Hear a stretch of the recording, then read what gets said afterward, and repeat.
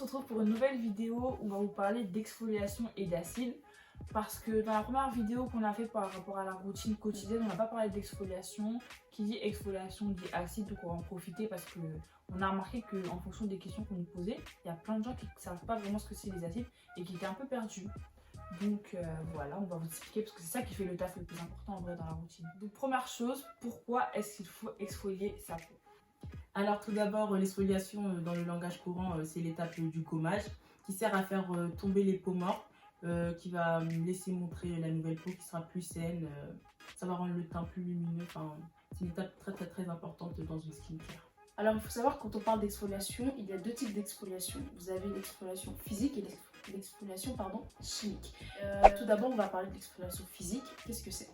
C'est tout ce qui va physiquement vous aider à retirer en fait la surface de peau morte sur votre peau. En gros tout ce qui est gommage à grains, c'est ce qui est plus commun, c'est ce qu'on utilise le plus au quotidien.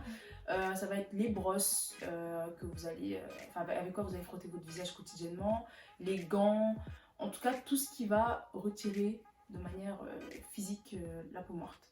Donc l'exfoliation physique, c'est pour qui? C'est pour les personnes qui n'ont pas vraiment une peau acnéique, c'est-à-dire que vous n'avez pas des boutons ou des blessures ouvertes sur votre peau en fait, parce que l'exfoliation physique, comme elle vient de le dire, en fait, vous allez venir gratter votre peau. Du coup, ça va gratter vos blessures, ça va les agrandir, ça va faire des marques et tout. C'est vraiment à pas faire quand vous savez, vous avez un bouton. N'ayez pas l'idée de vas-y, je vais aller gommer mon visage, le bouton va partir en fait. Très mauvaise idée, le faites surtout pas. Et donc voilà, en fait, c'est un peu pour tout le monde, mais les peaux acnéiques et les peaux sensibles aussi, parce que ça agresse la peau, c'est à éviter quand même. Faire très attention aux exfoliants physiques car la taille du grain, comme Rose l'a dit un peu plus tôt, elle peut vous provoquer des micro-blessures. Donc il faut éviter les grains à base de nuts, de noix. Comme souvent ils utilisent des noix d'abricot, des noix d'amandes, etc. Il faut faire très attention à ça parce que ça blesse vraiment. Ensuite, vous pouvez par exemple privilégier les exfoliants à base de sucre. Comme gommage maison, le sucre, le sucre cassonade là, il est super bien, il exfolie en douceur. Ou sinon juste des gommages avec des fins grains, des grains fins. Avec des grains fins. Et si vous voulez un gommage assez rugueux mais sans pour autant vous blesser, vous pouvez faire comme Rose et moi, on utilise souvent le gommage, enfin rarement maintenant, le gommage de chez Saint-Yves, on remettra une photo quelque part. Et voilà, lui franchement il est bien, il nous a pas fait de blessure, mais franchement c'est à éviter. Faut pas le faire souvent. Pas forcément à éviter, mais à faut pas le faire souvent. Réguler, vraiment l'espacer de il faut quand même essayer de privilégier les exfoliants chimiques. Alors l'exfoliation chimique c'est quoi? C'est tout le contraire de l'exfoliation physique. T'as pas de gommage où tu vas faire des mouvements circulaires pour pouvoir retirer les peaux mortes. Tu as juste à placer un actif sur ta peau qui, elle, va faire tomber les peaux mortes avec les acides qui sont à l'intérieur. Donc à qui s'adresse l'exfoliation chimique? Elle s'adresse plutôt aux personnes à la peau acnéique qui ont vraiment la peau enflammée. Comme Rose le dit tout à l'heure, si vous avez de l'acné, vous n'allez pas venir frotter votre visage avec un gommage à grains. Donc elle sera très bien pour vous. Elle s'adresse aussi aux personnes qui ont de l'hyperpigmentation car elle va permettre d'estomper directement en fait, vos marques noires, etc. Et aussi à toutes les personnes qui ont la peau sensible bien évidemment et qui ne peuvent pas eux frotter leur visage chaque semaine pour exfolier leur peau. Donc il y a deux grandes familles d'exfoliants chimiques on va dire. On a les AHA d'un côté et les BHA de l'autre. Les AHA c'est un actif qui est soluble dans l'eau, c'est-à-dire qu'en fait il va agir que sur la première couche de votre peau, il va pas aller vraiment en profondeur. Il va agir sur la première couche et faire tomber les peaux mortes de façon plus facile en fait, et ça va être du coup plus généralisé.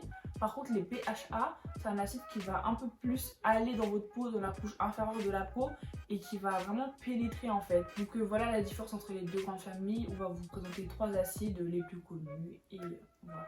Alors on va commencer par les AHA. Le plus connu d'entre eux c'est l'acide glycolique. C'est un dérivé de fruits.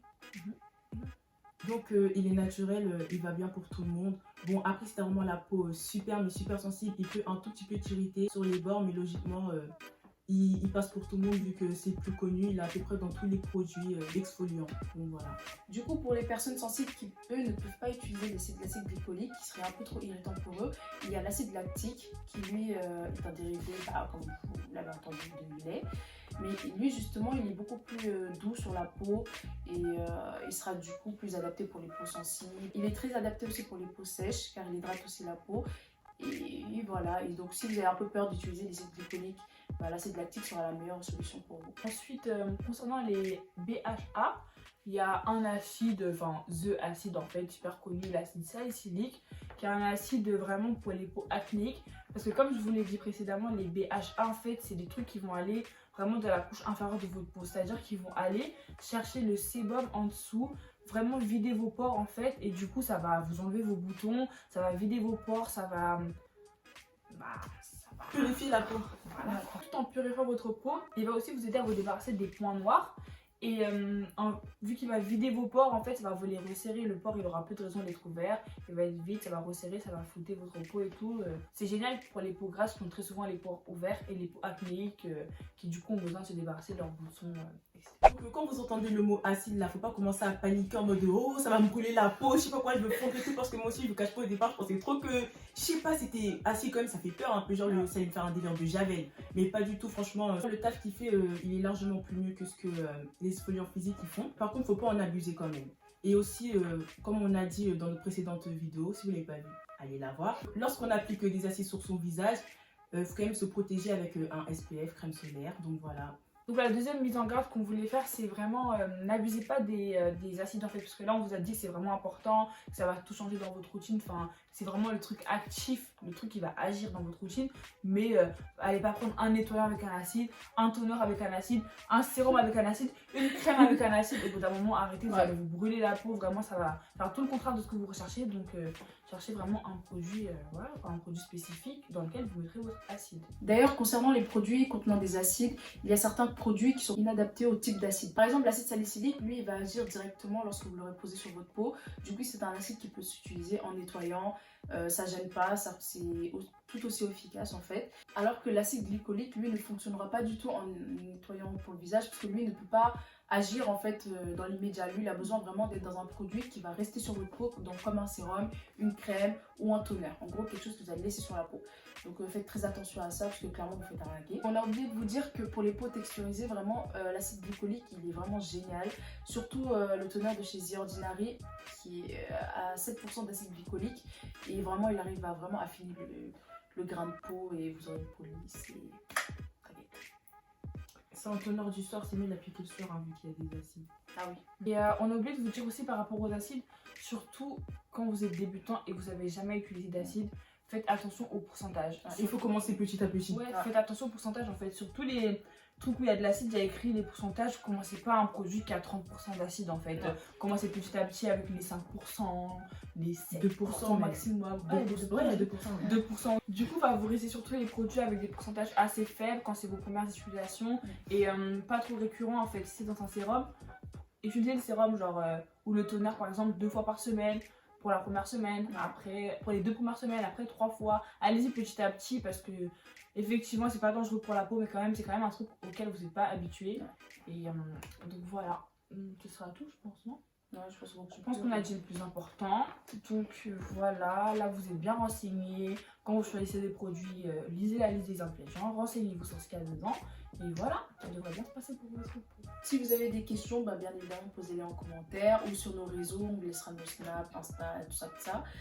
Et voilà, donc c'est tout pour nous aujourd'hui. Hein. On se retrouve bientôt pour une prochaine vidéo. Bisous. Salut.